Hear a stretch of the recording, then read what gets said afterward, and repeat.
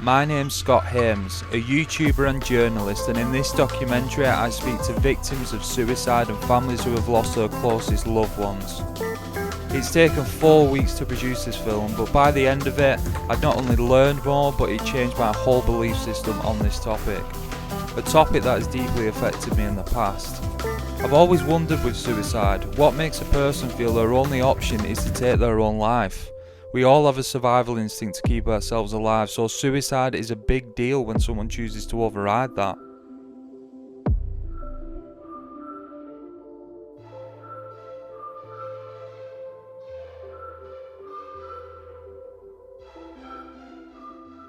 I was kindly invited to Leigh Sports Village, the home of the Leigh Leopards. Growing up in a huge rugby town myself in Wigan, it's always been a strong community that stick together. Take the recent Rob Burrows illness and death for example. Despite it being a strong masculine sport, the sport itself have done a number of mental health campaigns over the years and stand for equality and diversity. I wanted to speak to head coach Scott Burns about his own experiences with autism and suicide. Scott does remarkable work with children with disabilities, and he really does have an incredible impact on the club and his community. Go back to when you first started experiencing mental health problems. I always have thought it was something a bit later on in my life. I lost the sight in my right eye about 10 years ago now, so that was a bit of a traumatic experience. And then diagnosed with autism at 40 years old. Right.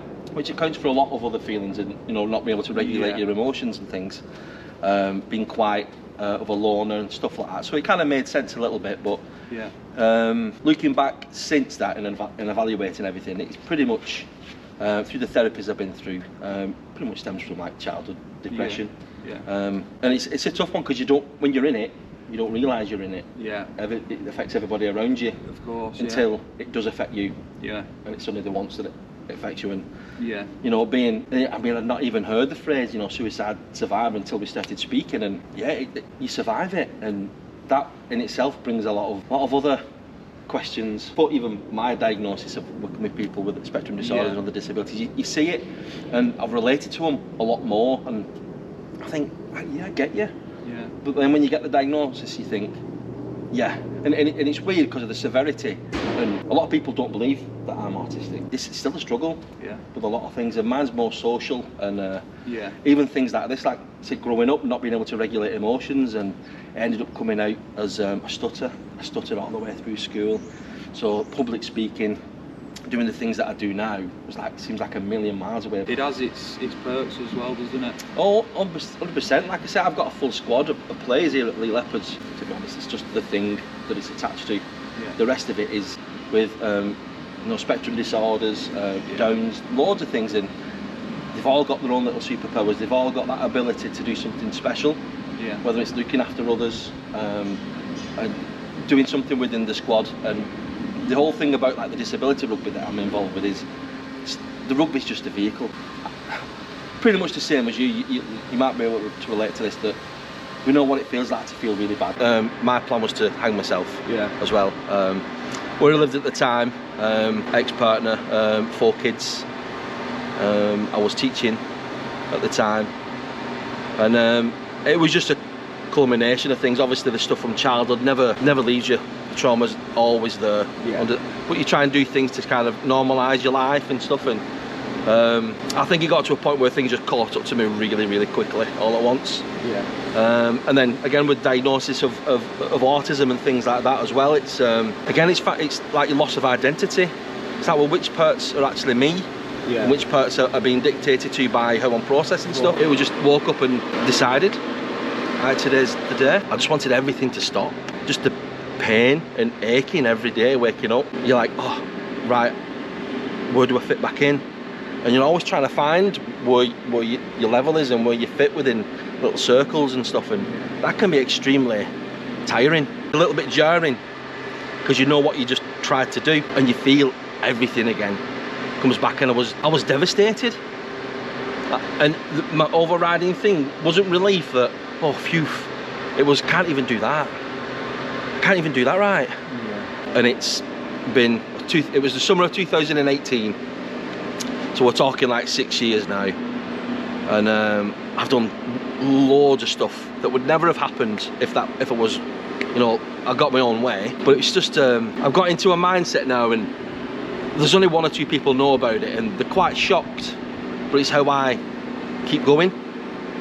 So I give myself 12 months every year.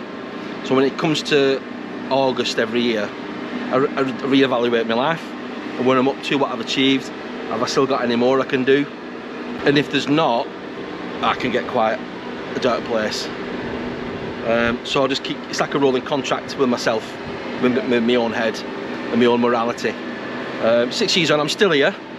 I've just had a massive like, summer where I've had lots of positive stuff happen, and it's like, I want to stick around a bit longer.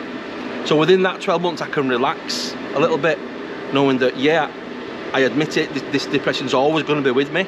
I'm always going to carry it about. I'm probably always going to carry those thoughts around with me. But within these 12 months I can just chill out and forget it for a bit and address it again next August. I asked Scott to talk about some of the great work he does with some of his teams. I truly believe that due to his past experiences he's become such a valuable role model and gets the absolute best out of people. You know, like people being told that they shouldn't be playing sport, or they can't play it because of such a thing, or they've been confined to wheelchairs, or they're not able to remember instructions and stuff, and we forget that. We're not coaching disabilities, we're coaching rugby league players, and they come with that mindset. We do all the stuff behind the scenes, we tweak all the sessions, we take all the modifications and considerations on board. But they turn up for training, they all experience the exact same training session, hopefully go home knackered, and having the same experience as everybody else, regardless of ability or, you know, condition or anything like that. So it's this is the end of our third full season. I'll forever be truly thankful to Scott and Lee Leopards. He has such an important message and signifies the role sport and rugby league can play in this topic. Scott's a great guy and I'm grateful to now call him a friend.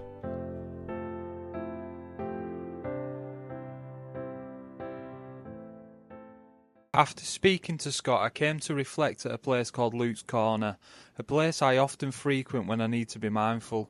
What stood out to me is Scott's daily feelings are similar to my own, which reminded me that our bad days when we feel most alone, there is other people going through that exact same process. I just want to say I'm not sure of the cause of the 2 young males' deaths, but either way it's more young lives lost, and it's a beautiful place that is encouraged to make you feel peaceful.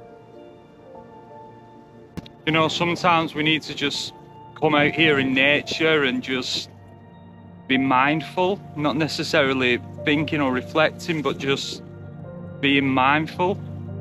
You know, the world, nature doesn't need any explanation at all, just being out here and just forgetting that busy world, just a little bit of time. I've now got an interview very close to where I grew up in Wigan with Sonia. Sonia lost her 19-year-old son Jacob to suicide as little as 2 years ago. Sonia is committed to making people aware about the topic, also the effect that drink and drugs is having on our young people, something the media don't like stating when documenting the suicides in the town. I myself know of 7 people lost to suicide and know the effects drugs has had on them. I felt by the end of this interview that I knew a small part of Jacob. A true joker with a good heart, and his love for football and Man City shines through. So I've got twin boys. Yeah. I had twin boys. Lewis is 21. Jacob sadly passed away 19th of February 2023. Yeah. Took his own life in the village. When were the first signs that you started to notice that there was some mental problems with Jacob? Around Christmas time, when he lost his job, he was sneaking about at his girlfriend's and wasn't going to work, but I didn't know this. What job did he do? He was valeter. Right.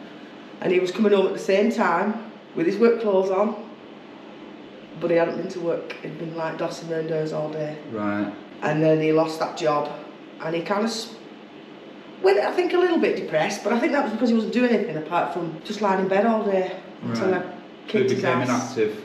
Yeah, because he's always loved football, Jacob. Jacob's been massive on football. Man City, through and through, from him being Walk, I think. He's been on many football teams, spent many winter days on the sideline. And then I got him a job at Tesco. I was working at Tesco then. But it was Tesco here? At Orwich. Oh, right, yeah. And he seemed to be coming out of himself better. Yeah. But he said, Mum, I don't feel quite right. I'm going to take myself to the doctors. So he'd done a shift, come home at 7 in the morning, waited for the doctors and got in at the doctors at the beginning of February. Right. And then when he come out of there, he had some antidepressants, sertraline, and some sleepers. Yeah. But I think talking to the doctor, I could see it changed him and made him feel a bit better about himself, I think. He was a bit of a joke, you said, weren't he? Very much so. Yeah. Laughing soul kind of person. Yeah. So how quickly after him going and seeing the doctors did it obviously lead to him taking his own life? 2 weeks. 2 weeks. It's quite quick. Did they give him any other services or support? I think you meant to self-refer, but we didn't really talk about that. He said, because he got everything off his chest with the doctor, he was trying the tablets, and then he probably thought he was feeling a bit better about himself. Yeah, but yeah, because we were speaking before, weren't we, saying the problem in our town with suicide is the whole reason that I'm doing this. And I was just mentioning some people that I knew that had committed suicide, and you said there were 4 on the same weekend. 4 on the same weekend. And you got such a good insight into it. What do you think it is about the town and what's happening? Drugs, me. Yeah.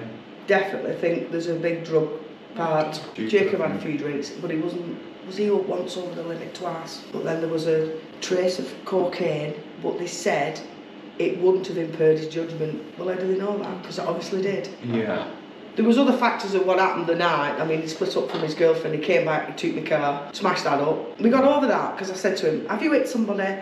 Have you hit somebody's car? Have you run anybody over? No. I said, right, well, we can deal with anything then, can't we? Yeah.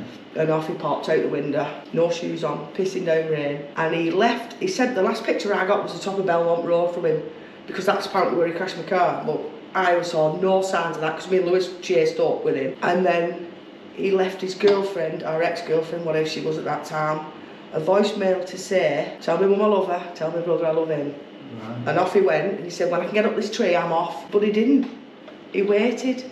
And I can't, this is the bit I don't get my head round. He then went to his girlfriend's house at 7 o'clock that morning to get a phone charger. And she said, I'll give you a battery pack, meet me at the bus stop in half an hour. And he didn't. She gave him a pair of shoes, and he walked off into Crawford Wood and did what he did. Right. But I don't get, when he said he was going to go and do it, he didn't do it. Yeah. But I'll never know. I never know the conversation of what happened at the house that morning. Never. And he loved her, massively loved her. I knew that was the one for him, but I don't think she was the one for him, if that makes sense. Yeah. What was his friends like? Did he have a lot of friends? And was he did at football, but then when he seemed to get himself in a bit of mischief, you know, the joker all the time. And then his other friend moved off to Australia. So we kind of started drinking about village, didn't he? And he met another dude, because he never played round here as kids. They were always up Orwich. So we're just saying about the support that you've had afterwards. Have you found much support, and the support is good that you've had, or would you prefer more support? I mean, we've got a really close family as well. We've all knitted together, but it's hard as a family to open up of how you're feeling or are you having a good day? Not really, because neither are they either. Do you know what I mean? So it's quite difficult because you don't want to upset them. So I'm the one who thinks we'll not talk about him today because I know. And then other times when we go to my mum's for gatherings, there's always that cheer there where he isn't there. Do you know what I mean? And then she starts putting music on. Well, I can't deal with music, mate. I was a massive music. And since this has happened, I can't listen to music like I could before. Because I read things and I listen to music differently and then it upsets me. Yeah. So I've stopped. I don't have radio on car much. But my mum loves playing music and I'm like, bad trigger for me that. The lyrics or I start listening or if it comes just up instantly and it's him and I think, oh God, I'm going to go under. Very emotional, connected music, isn't it? Yeah, because he were a bugger for coming home at daft o'clock in the morning and putting telly on 100. Right. And singing Man City songs. Till I come there and go, enough, mate, bedtime. So I went to Sobs. The bereavement nurses from Wigan sent me a massive pack, and it had loads of beautiful things in, and some books on how to deal with grief. But you don't kind of read them and then they sent me a number to ring for Sobs, and you have to speak to one of the peer supports there, and then they invite you to where it is. So I can't tell you where it is because you've kind of got to be in the circle, if that makes sense. So it's quite a private group, but it's not, because they're massive out there. They're worldwide, them men. And they do a lot of, and the two ladies what run it are absolutely fabulous. But there's only 2 of them for Wigan, the whole. And this group, when you go every week, every month, it goes bigger and bigger and bigger. I mean, what would you have any message at all to people who are struggling, or other families who have children that are suffering? Just talk to someone. There's nothing that can't be fixed. Nothing. Even your brain, you can fix that somewhere along the line. Yeah. If you're having a bad time, just talk to somebody. Whether it's a helpline, whether it's a stranger, whether it's your doctor. I know everybody says they don't help, but they might, they will do. You've got to be in that crisis, but think you've done it now, haven't they? 111 have brought a massive mental health thing out now, so you ring them now on 111 if you don't want to talk to... Samaritans for me is really old-fashioned. I know we've got Papyrus now, but when Jacob took his life, Papyrus had a hope line which run between the hours of 9 and 5 in day, and I'm like, but my lad left my house at 2:45 in the morning. Where was his help? There were no helplines then. Yeah. I know Papyrus have now extended that and they're a 24-hour one, and so Samaritans, but I couldn't see Jacob ever ringing Samaritans because it's very old-fashioned. Suicide assist, and what's the other one we've done? Safe talk. Because is this what you're doing in here? Yeah, so we're going to go one house, safe house, or safe house, one house. Yeah. Something like We'll that. try that, anyway. Yeah. Yeah. And you two are the leaders of that, and you've got... It's like, just to bring people in for a brew and a chat. They're having a bad time, we're here. Perfect, and I think they're the perfect people for it as well. I really do. They're 2 people with massive personalities who can really help someone who's doing like that. Sonia's bravery in this interview is something I'm truly in awe of. Her ongoing work and support to others is a true reflection of who she is as a person. Jacob was a lovable character whose love for others shines really deep, and how we can improve as a society. I wanted to get some professional knowledge on the topic. Why are so many men committing suicide? I was fortunate to meet with the organisation Mentell, a national service providing support to men. I was met by the friendliest face Jo, who works with Mentell because of her own experience losing her son. Yeah, so Mentell was formed in 2017 by just a group of random lads on Facebook, all expressing bad thoughts and suicidal thoughts, so just going through a rough time. They all met in the Scout Hut in Stockport and realised how men sitting in a circle talking to each other is huge. Yeah. And that was how Mentell was formed. So they opened the Stockport County, which is still going now. It's our first group that opened. And it runs on 7 principles, which I'm going to forget, as I always do. Confidentiality goes without saying. Safety. So it's your safety is paramount in one of our groups. And safety in that, where the fire exit is and the toilets are, just things like that matter. Yeah. Confidentiality goes without saying. Respect. We respect everybody in the group. What is their story is their story. Yeah. No judgment. We don't judge anybody. It's their map of the world. They own it. Come in and you're going to be in a free, confidential, safe space. No commitment. So you're never going to be asked to pay for Mentell. And as I say, it's there every single Monday on Zoom, Monday in some face-to-face circle locations, and face-to-face on Thursday in some locations. So you can go online, we go flip to any group you want, it's just there for men. There's no commitment, no advice. We don't tell you what to do. There's nothing worse as a grown adult than somebody saying, I tell you what you should do, because you're going to get loads of people saying, I tell you what you should do. Yeah. And it's like bombarding information all the time. Yeah. The best thing to do is just sit and listen. That's all we want. We just want to be heard. And you were saying it's grown from, a couple of hundred to a couple of thousand now? Yeah, so when we originally started in 2017, there was just the one group running in Stockport, and I got involved. as a community worker, just feet on the ground. We've now got 6,000 service users, and that's globally. We have sign-ups from all over the world. Incredible. And this is national as well, isn't it? Yeah, so we're a national charity. So we do have face-to-face groups in 8 areas, so Glossop being one of them.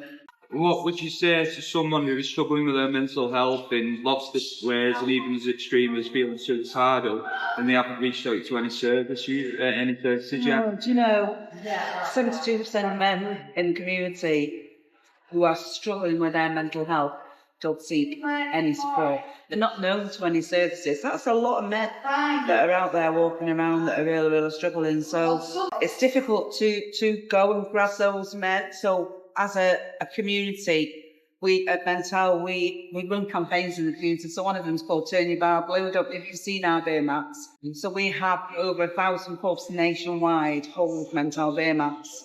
On the back of our beer mats is a live quote for our service users. And I know the one from Glossop says it's first night I haven't had a good night's sleep in a long time. Right. So we have 12 quotes run through the whole pack that are visible in the pubs. That beer mat brings 45% of medicine to Mentell. Yeah. Come from a beer mat. So you've had personal experience with suicide, and that's the whole reason that you've got into doing what you're doing, the amazing work that you're doing now. You want to tell us a little bit about that? Yeah, so, I mean, I never heard of Mentell. It was only running for about a year before I got involved. But my main reason for getting involved, and my only reason for getting involved, is I lost my son at the age of 26 to suicide. Had I seen it coming? Yes. Did I know he was ever going to do it? No. But off the back of it, it's just given me such a superpower, it's a mob, to be able to go and do what we're doing. You know, we do loads of talks, and I could stand on stage and say, yeah, I paid £48,000, but I'm not. And this is it. I stand and talk from the heart, and I do it for nothing, because it just makes a difference when you make a contact with somebody and you're talking from your heart. It really does make a difference, you know. Like you and I, we've had a conversation, you know, and automatically there's a bond there now, because I know your story, you know my story, and I know on my son's death certificate, it's not registered suicide. Right. So there's all these, you know, plenty of other people out there who have took their own lives that are not registered. You can come to Mentell, bring your bag, we'll have a little rummage around, we'll get something out, get that out, and we'll find something in there that is stopping you living your best life.